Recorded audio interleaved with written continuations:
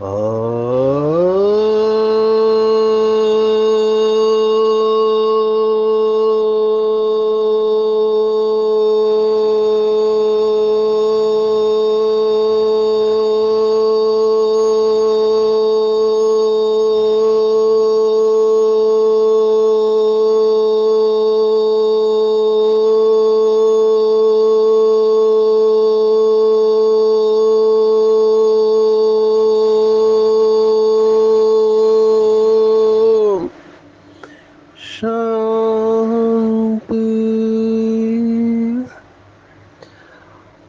आज 22 मई 2024 भारत में बुधवार है।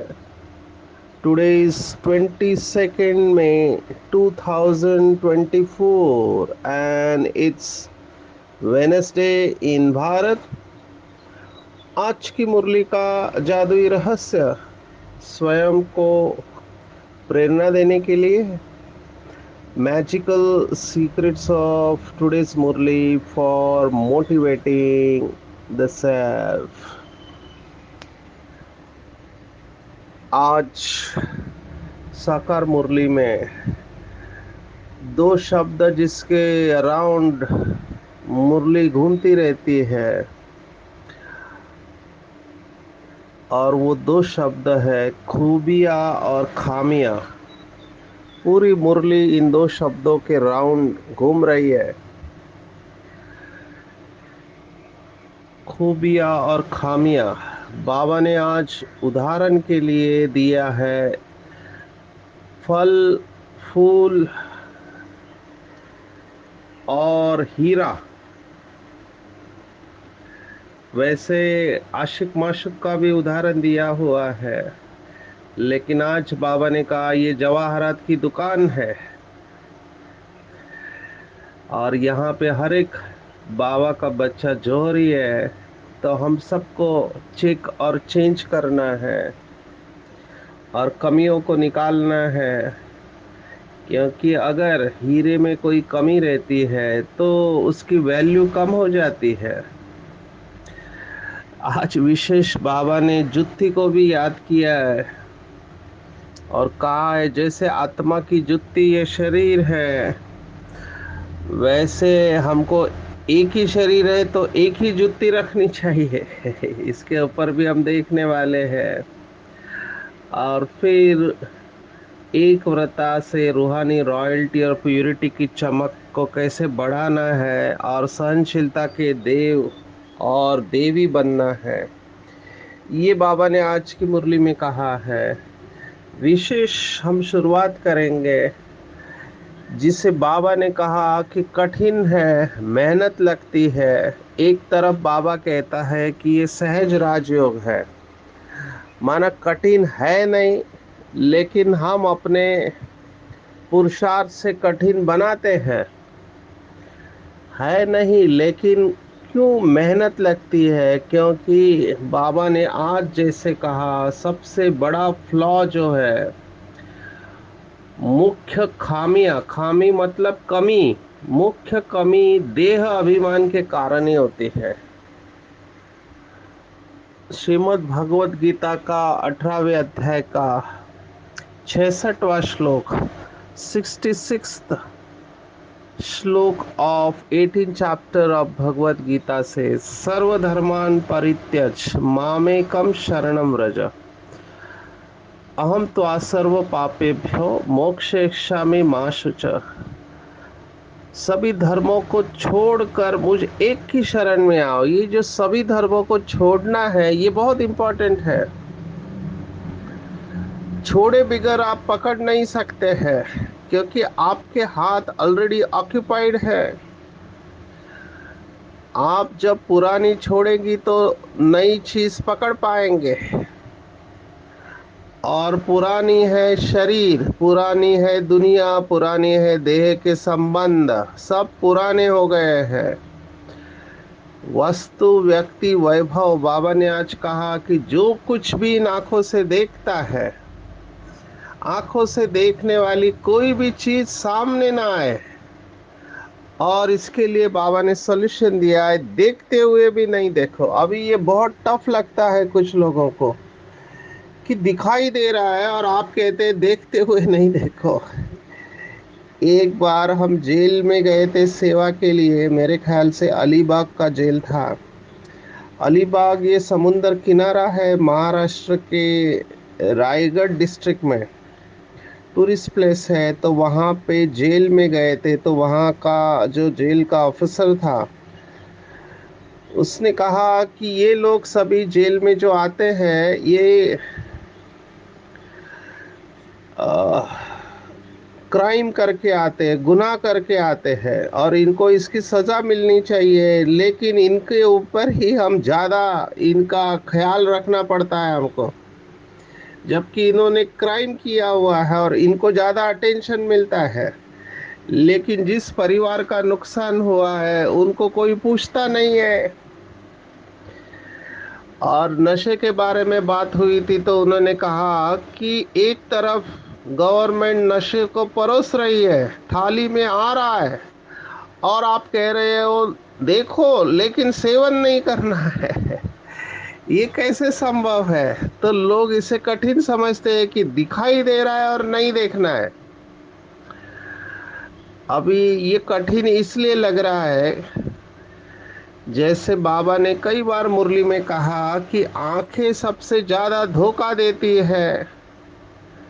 क्यों धोखा देती है? क्योंकि देखने के बाद ही पूरा चक्र आगे का चालू हो जाता है। कॉन्शियसनेस साइकिल, चेतना का चक्र एक्टिवेट होने का कारण है आंखें। तो देखने के बाद वृत्ति चंचल होती है। ये शरीरों की दुनिया है, तो शरीर को देखने के बाद संकल्प चलते हैं, दोनों तरफ से चलते हैं, राग और द्वेष के। अभी हमने वर्कशॉप लिया तो कंपैशन मॉड्यूल करके है, करुणा। तो उसमें एंगर के ऊपर एक एक्सरसाइज है। उस एक्सरसाइज में बताया है कि ट्रिगर कौन से है आपको, माना आपको गुस्सा कब आता है। तो मेजॉरिटी लोग कहते हैं कुछ लोगों को देखते ही हमको गुस्सा आता है। उसने कुछ किया नहीं है लेकिन उसको देखते ही हमको गुस्सा आता है। तो ये जो है देखने के बाद गुस्सा एक्टिवेट हो जाता है।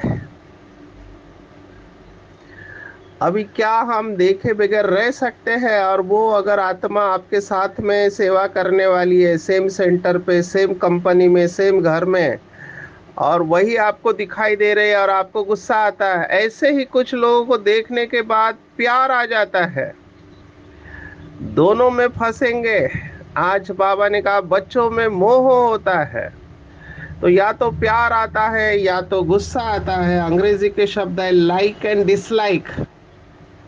और कुछ लोगों में तो ये तो बहुत स्ट्रांग होता है, स्ट्रांग लाइक और डिसलाइक होते हैं, तीव्र होती है।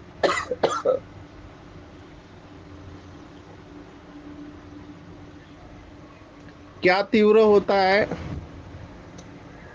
तो ये राग द्वेष बहुत तीव्र होता है, और इसी को हमको जीतना है कि देखते हुए भी नहीं देखना। ये कैसे संभव है?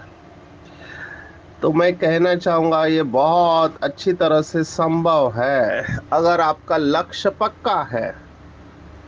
आपका लक्ष्य पक्का है, जैसे डायबिटीज वाले जो मरीज होते हैं उनको पता है कौन सी चीजें खाने से शुगर बढ़ने वाला है, तो उनको परहेज रखना है। लेकिन अगर उन्होंने किसी फंक्शन में गए, उनके सामने वो डिश आ गई जो उनकी पसंद की है, अभी उन्होंने वो खाया, प्लेन शुगर, मीठी चीज, तो उनका शुगर बढ़ने वाला है। लेकिन अगर उनका लक्ष्य है कि मुझे शुगर को कंट्रोल में रखना है, अपना स्वास्थ्य अच्छा रखना है ताकि मैं सेवा अच्छी तरह से कर पाऊंगा, पुरुषार्थ अच्छा कर पाऊंगा, ये अगर लक्ष्य है तो भले सामने आए, लेकिन मेरी उसमें बुद्धि नहीं जा रही है क्योंकि मुझे लक्ष्य क्लियर है। ये बात यहाँ पर भी लागू पड़ती है कि मेरा लक्ष्य क्या है। अपने आप से प्रश्न पूछना चाहिए कि मैं बाबा के पास किस लिए आया हूँ और मैं कर क्या रहा हूँ। ये दो प्रश्न आपका फोकस लेकर आएंगे। मैं क्यों नियमों के ऊपर चल रहा हूँ, क्यों मैंने पुरानी दुनिया, पुराने संबंध, पुराने व्यक्ति, वस्तु, वैभव सबका त्याग किया है, किस लिए, क्यों मैं सेंटर पर जाता हूँ, सफेद ड्रेस पहनता हूँ, बैच लगाता हूँ। तो जैसे ही आप ये प्रश्न पूछेंगे तो आपके अंदर से जवाब आएगा, वो आपको फोकस में लेकर जाएगा। माना एकाग्र हो जाएंगे, लक्ष्य की तरफ दृढ़ रहना है,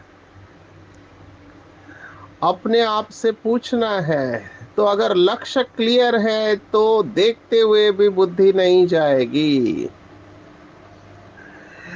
बच्चे, एग्जाम है, अभी एग्जाम है तो एग्जाम के वक्त डिस्ट्रैक्शन है, टेलीविजन है, आज तो हाथ में आ गया है, मोबाइल है। लेकिन जिन बच्चों का लक्ष्य पक्का होता है, मैंने ऐसे बच्चे देखे हैं, वो 6 6 महीना मोबाइल को हाथ नहीं लगाते। एग्जाम के वक्त डिपॉजिट कर दिया बैंक में, अगर किसी को फोन करना है तो मम्मी या पापा के नंबर पे फोन करे। इतना एकाग्र अपने लक्ष्य के प्रति दृढ़ रहते हैं। ये लोग जरूर मेरिट में आने वाले हैं, स्कॉलरशिप लेने वाले हैं, क्योंकि उनको पता है कि अगर मैंने मोबाइल के साथ पढ़ाई किया तो मेरे लक्ष्य से दूर जाने के चांसेस है, मैं भटकूंगा, मेरी एकाग्रता भंग हो सकती है। इसलिए देखते हुए नहीं देखना है। इसके ऊपर बहुत गहराई से चिंतन करेंगे। आप दुनिया में, मार्केट में जाते हैं, बहुत सारी चीजें होती है। अगर आप शुद्ध शाकाहारी है तो आपको मांसाहारी चीजें देखने का दिल नहीं करेगा, क्योंकि वो आपका फील्ड ही नहीं है, आपको जाना ही नहीं है उस गली में, तो आप देखने क्यों जाएंगे उस फील्ड में। आप उधर से अपने आप को हटा लेंगे। तो जैसे हम भोजन के प्रति इतने जागरूक है कि हमारा भोजन शुद्ध होना चाहिए, क्योंकि देवताओं को भोग शुद्ध लगता है और हम ऐसे पवित्र देवी देवताएं बनने वाले हैं। तो हम तो कितना शुद्ध रखते हैं, प्याज लहसुन भी नहीं खाते, किसी और के हाथ का नहीं खाते। तो ये तो स्थूल चीजें हो गए। तो सूक्ष्म में हमको कितना अटेंशन रखना चाहिए। जो चीज मेरे दृष्टि और वृत्ति को चंचल करते हैं, उस गली में मुझे जाना ही नहीं है। अब ये सब अटेंशन की बात है, इसी को कहते हैं जांच करना। एक आत्मा ने बाबा से पूछा कि बाबा टीवी देखना चाहिए कि नहीं देखना चाहिए। तो बाबा ने जवाब दिया, अगर अपनी अवस्था की चेकिंग करना है तो जरूर देखो। माना टीवी देखने के बाद में अगर आपके अंदर आसक्ति, लगाव उत्पन्न होता है तो आपको नहीं देखना चाहिए, क्योंकि उस समय टीवी आपको कंट्रोल कर रहा है। या तो आप टीवी को कंट्रोल करो या टीवी आपको कंट्रोल करे। आप मोबाइल को कंट्रोल करो या मोबाइल आपको कंट्रोल करे। आप सोचो, मुझे तो बहुत वंडर लगता है, मोबाइल ये मृत डिवाइस है, इसके अंदर पावर नहीं है, ये चैतन्य नहीं है, जड़ है। लेकिन जड़ होते हुए भी वो चैतन्य को कंट्रोल कर रहा है। कितनी अधीनता है। पता है कि इसमें टाइम वेस्ट हो रहा है, लेकिन लोग रख नहीं पा रहे हैं नीचे। हमारे तो वर्कशॉप के वक्त वर्कशॉप चल रहा है और 2 3 लोग मोबाइल सामने देख रहे हैं। मैंने ऐसा पैटर्न नहीं देखा है। बड़े लोग हैं वो नहीं करते, एक बार डिसाइड कर लिया कि हम मोबाइल को यूज नहीं करेंगे unless you are on emergency. हम समझ सकते हैं इमरजेंसी किसी की ड्यूटी है, डॉक्टर्स के, तो उनको हम परमिशन देते हैं, लेकिन बाकी लोगों को नहीं है। तो देखना नहीं चाहिए, लेकिन ये रेजिस्ट नहीं कर पाते, अपने आप को कंट्रोल नहीं कर पाते हैं। इन आत्माओं को हम अंग्रेजी में कहते हैं इम्पल्सिव नेचर। इम्पल्सिव नेचर माना वो लहर आई और कहर कर देते हैं। माना लहर अंदर से आती है तो वो रोक नहीं पाते हैं। जो बाबा कहता है मनसा में तूफान आएंगे, लेकिन कर्मणा से कोई कर्म नहीं करना चाहिए। तूफान इसलिए आते हैं क्योंकि हमने बहुत लंबे काल से उसका अभ्यास किया है। तो जो मेमोरी में है वो बाहर आएगा, लेकिन साक्षी होके देखना, उसके साथ सहयोग नहीं देना है। तो देखते हुए नहीं देखना, इसके ऊपर और गहराई से चिंतन करेंगे। बाबा ने 4 बातें बताई है अवस्था को जमाने के लिए। नंबर 1, देखते हुए नहीं देखना। नंबर 2, निरंतर देही अभिमानी बनना। अभी इसके भी गहराई में जाना है। देही अभिमानी माना आत्मा के सभी क्वालिटीज इमर्ज हो ऑल द टाइम। लेकिन ये तभी होगा जब मेरा उसके प्रति चिंतन चल रहा होगा, तभी मैं आत्मा के इन गुणों को इमर्ज कर सकता हूँ। तो इसके ऊपर भी चिंतन करना है कि निरंतर देही अभिमानी रहते हैं। ज्ञान स्वरूप, पवित्र स्वरूप, सुख शांति प्रेम आनंद शक्ति स्वरूप, उनके अनुभव में खो जाना है। बुद्धि में तीसरी बात, सिवाय बाप और घर के कोई वस्तु याद ना आए, केवल बाबा और परम धाम यही याद रहे। और चार्ट रखना है। ये 4 बातें अगर करेंगे तो अवस्था जम जाएगी, नहीं तो ऊपर नीचे होते रहेंगे। जैसे कल बाबा ने बताया था, एक रस अवस्था नहीं रहेगी। तो चेक करना चाहिए कि मेरी अवस्था एक रस रहती है या अनेक रसों में डिवाइडेड है। अगर ये चेकिंग करेंगे, मुझे लगता है ये संभव है। खूबियाँ और खामियों के बारे में हम देखेंगे कि हर एक व्यक्ति के अंदर ये दोनों बातें होती है, प्लस माइनस हम कहते हैं, खूबियाँ खामियाँ। अभी बहुत सरल पुरुषार्थ है कि अपनी खूबियों के ऊपर फोकस करना है और खामियों को निकालना है। हम एक्सरसाइज जब लेते हैं ट्रेनिंग में, तो हम लोगों को कहते हैं अपनी विशेषता लिखो, तो उनको ढूंढना पड़ता है अपनी विशेषता। और कमियां लिखो बोलते तो पूरा पेज भर जाता है। इससे यही सिद्ध होता है कि हमारा फोकस खामियों के ऊपर ज्यादा रहता है। यही बात दूसरों के लिए भी लागू पड़ती है। दूसरों के अंदर विशेषता देखो तो विशेषता कम और कमियां ज्यादा दिखाई देती है। अगर कोई बाबा का बच्चा केवल एक ही पुरुषार्थ करे कि खूबियों के ऊपर फोकस करना है और खूबियों को अप्रिशिएट करना है, तो बहुत फास्ट जा सकता है। बाबा ने इसके लिए हिंदी का शब्द इस्तेमाल किया, गुण ग्राहक बनो। गुण ग्राहक माना केवल गुण ही दिखाई दे, अवगुण दिखाई न दे। क्योंकि अवगुण देखा, चित्त के ऊपर रखा, चित्त मैला हो गया। मैले चित्त में बाबा की याद रह नहीं सकती, नुकसान हो गया केवल देखने से। इसलिए ये बहुत जरूरी है। कुछ बाबा के बच्चों ने बाबा से प्रश्न पूछा, अगर कोई गलती कर रहा है और आप कह रहे मत देखो, दिखाई तो देगा।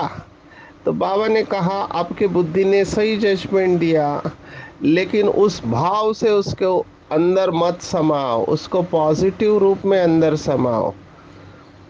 अभी देखो, एक शब्द है अवगुणी आत्मा और एक शब्द है गुणवान बनने का पुरुषार्थी। देखो दोनों एक ही है, लेकिन फोकस गुणवान बनने के पुरुषार्थ के ऊपर है, तो आपको उसको स्वीकार करना सरल हो जाएगा। अगर आपका शब्द ये रहा कि ये आत्मा तो अवगुणी है, तो उसको स्वीकार करना मुश्किल हो जाएगा। और एक फंडामेंटल साइकोलॉजी मनोविज्ञान का प्रिंसिपल है कि non acceptance leads to negativity and acceptance leads to positivity. किसी भी व्यक्ति या बात को हम अस्वीकार करते हैं तो हमारे अंदर नकारात्मकता आने लगती है, और किसी भी व्यक्ति और बात को हम संपूर्ण स्वीकार करते हैं तो हमारे अंदर सकारात्मकता बढ़ती है। तो अवगुणी आत्मा ये शब्द अपने डिक्शनरी से निकाल दो। जैसे बाबा ने कई शब्द निकालने को कहा है, उसमें का एक शब्द ये है। मुश्किल शब्द भी बाबा ने निकालने को कहा है, क्योंकि आप बार बार बोलेंगे मुश्किल है मुश्किल है मुश्किल है, तो होगा नहीं तो भी मुश्किल लगने लगेगा। और सहज है सहज है सहज है बोलते जाओगे तो सहज होने के चांसेस है। तो अवगुणी आत्मा है ये शब्द डिक्शनरी से निकाल दो, और गुणवान बनने का पुरुषार्थी है ये शब्द डिक्शनरी में फिट करो। क्योंकि कोई भी आत्मा दुख चाहता नहीं है, हर एक सुख चाहता है, तो पुरुषार्थ कर रहा है लेकिन उसे सफलता नहीं मिल रही है। इस एक बात ने मेरी वृत्ति को स्थिर कर दिया, क्योंकि मैं देखता था कि लोगों में बहुत सारी कमियां कमजोरियां है, और ध्यान उसके ऊपर ही। और जैसे ही ध्यान गया कमी कमजोरी के ऊपर, अवस्था खराब। तो मैं सोचने लगा इसका क्या पुरुषार्थ करूं। लेकिन जैसे ही मैंने शब्द को चेंज किया, ये गुणवान बनने का पुरुषार्थी है। भले इनसे इतनी गलतियां हुई है फिर भी ये बाबा के घर पे आता है, पुरुषार्थ कर रहा है। तो ये गुणवान बनने का पुरुषार्थी है, अवगुणी है नहीं। तो उसे स्वीकार करना सहज हो गया। इसलिए इसके ऊपर चिंतन करेंगे। और हमेशा बाबा ने जो कहा है कि दूसरों को देखने की आँख तेज है, खुद को देखने की आँख कमजोर है। माना नजदीक की नजर कमजोर है, दूर की नजर तेज है। तो इसके पीछे बाबा का भाव यही है कि दूसरों के अवगुणों के ऊपर ध्यान ज्यादा है, खुद के अवगुणों के ऊपर ध्यान कम है। मैं हमेशा बीच बीच में अपने आप को यह याद दिलाता हूँ, क्योंकि देह अभिमान आने के चांसेस होते हैं। तो कबीर का दोहा मैं बार बार रिवाइज करता रहता हूँ, तभी वो पक्का होता है कि बुरा देखन मैं चला, बुरा न मिलिया कोई, जिन खोजा आपना, मुझसे बुरा न खोए। कबीर जैसा संत ये कह रहा है कि मेरे से बुरा कोई नहीं है। मैं बुरा देखने गया तो मुझे पता चला कि मेरे अंदर इतनी कमियां हैं। इसलिए चेक करना है, अंतर्मुखी हो और अपनी कमियों को निकालते जाना है। बाबा ने कहा सभी खामियां आती है एक खामी से, वो है देह अभिमान। Ego is the root cause of suffering. ये देह अभिमान भी बड़ी वंडरफुल चीज है।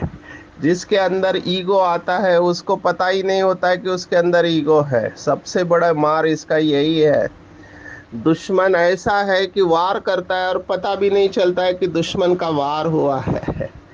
ईगो का सबसे बड़ा चालाकी यह है कि वो आपको राइट राइट महसूस कराता है कि मैं तो ठीक हूँ, गलती तो दूसरा कर रहा है। और फिर ये आत्मा स्वयं को सिद्ध करने लगेंगी। ये बहुत बहुत बहुत गहरी बात है। और बार बार नाराज होती रहेगी, दुखी होती रहेंगी। ये लोग ईगो वाले हमेशा रिस्पेक्ट मांगने की कोशिश करते हैं कि मैं बड़ा हूँ, सीनियर हूँ, मैंने इतनी सेवा की है, मुझे सम्मान मिलना चाहिए, और आप लोग मेरे को सम्मान नहीं दे रहे। अभी आप सोचो, मैं तो हमेशा ये ध्यान में रखता हूँ कि सबसे ऊंचा कौन है, तो सबसे ऊंचा है शिव बाबा, हाईएस्ट अथॉरिटी। और जिसको हमने इतनी गालियां दी, अपमान किया, कण कण में कहा, सर्वव्यापी कहा, और उसी शिव बाबा ने आकर हमसे ये कहा कि बच्चे तो मेरे आंखों के नूर है। कहाँ पैर की जुत्ती और कहाँ सिर का ताज। सिर का ताज है, गले का हार है, आंखों का नूर है। और फिर इतनी हाईएस्ट अथॉरिटी, पवित्रता का सागर क्या कह रहा है कि मैं बच्चों को मालेकम सलाम करता हूँ, मैं बच्चों का मोस्ट ओबीडिएंट सेवादारी हूँ। सोचो, इतनी हाईएस्ट अथॉरिटी शिव बाबा इतना नम्र बन सकता है, तो हम ये अहंकार लेकर कहाँ जाएंगे। तो हमको भी बाबा जैसा बनना है, देह अभिमान को छोड़ना है, कॉन्शियसली बाबा जैसा बनना है। इसके ऊपर अटेंशन रखेंगे। आज बाबा ने झाड़ को याद किया है जो जास्ती फल देते हैं, कोई कम फल देते हैं। ऐसे ही फूलों का भी है, कुछ फूल खुशबूदार होते हैं, कुछ के अंदर रंग रूप होता है, खुशबू नहीं होती है। तो हमको रंग रूप और खुशबू इन तीनों के ऊपर ध्यान देना है, ज्यादा फल देने वाला बनना है, माना खूब सेवा करके रिजल्ट निकालना है। तो चेक करेंगे मेरे से कोई बदबू तो नहीं आती है। सबसे बड़ी बदबू तो देह अभिमान की है। ये लोग खुद भी डिस्टर्ब रहते हैं, औरों को भी डिस्टर्ब करते हैं। बाबा ने कहा आज विशेष, बाबा ने कहा, मुझे बात बहुत अच्छी लगी। बाबा ने पहले भी समझाई। बाबा ने कहा कई समझने वाले हैं, समझाने वाले से भी तीखे जाते हैं। वो समझते हैं कि हम इनसे तो ज्यादा अच्छा हम समझा सकते हैं। आप सोचो, जिन्होंने शिवानी बहन का कोर्स किया अभी वो भी महान आत्माएं हैं, लेकिन शिवानी बहन अभी विश्व की स्टेज पर है। ऐसे बाबा के कई सारे बच्चे हैं जो गुप्त है। कुछ लोग सोशल मीडिया मीडिया की वजह से फोकस में है, लेकिन इसका मतलब ये नहीं है कि वो योगी नहीं है, महान नहीं है। हम केवल मीडिया वाले आत्माओं को ही देखते हैं, क्योंकि आजकल सोशल मीडिया का जमाना है। आपको मार्केट करना पड़ रहा है, पर मुझे ऐसे लगता है कि आध्यात्मिक व्यक्ति को मार्केट करने की जरूरत ही नहीं है। उसकी स्टेज ही उसकी मार्केटिंग है। माना उसकी अवस्था ही उसको स्टेज पर लेके जाएगी। ये तो मजबूरी होती है, करना पड़ता है, क्योंकि सेवा हो रही है ये बताना पड़ता है। आजकल मीडिया का जमाना है। लेकिन बाबा के ऐसे भी बच्चे हमने देखे जो गुप्त सेवादारी है, योगी है। अंतिम समय में कोई भी याद नहीं आना चाहिए, बहुत ऊंची अवस्था है, बहुत काल का अभ्यास चाहिए। आज बाबा ने कहा आशिक माशूक भी देखो, एक दूसरे को देखने के लिए शादी के बगैर भी रहते हैं। तो जैसे बाबा लवली और प्योर है, ये दो शब्द आ जाए कि लवली और प्योर, कितना प्यारा है बाबा। हमारा एक गीत है, बहुत सुंदर है, कितना मीठा कितना प्यारा शिव भोला भगवान। पुराना गीत है, आजकल के सभी इंस्ट्रूमेंट के साथ वाला नहीं है, लेकिन उसके अंदर कितनी प्योरिटी है। तो कितना प्यारा है शिव बाबा।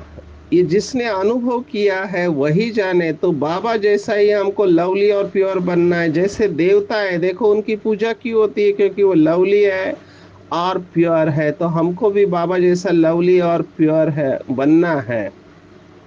जुतियों के बारे में कहेंगे, आजकल तो जुतियों का क्या कहे। हमने कभी सोचा नहीं था कि किचन में भी कोई जूती पहन के जाएगा। लेकिन कहते हैं कि हमारा किचन बहुत बड़ा होता है और हम सब ऊपर ही करते हैं उसको।